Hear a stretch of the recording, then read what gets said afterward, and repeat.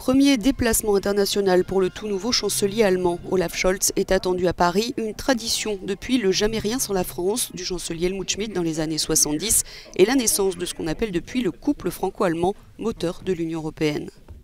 Cette rencontre avec son homologue français Emmanuel Macron, qui prendra la présidence de l'Union européenne au 1er janvier, est destinée à montrer la continuité et la stabilité européenne dans le contexte difficile de la crise sanitaire.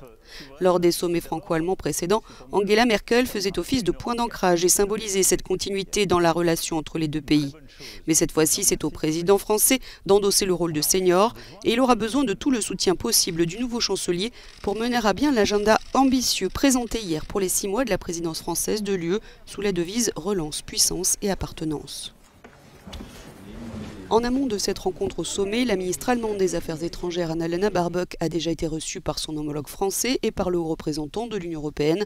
Rassurante sur la poursuite de la collaboration franco-allemande, elle a déclaré que l'Allemagne n'avait pas d'amis plus proches que la France et qu'une Europe forte a besoin d'impulsions franco-allemandes fortes.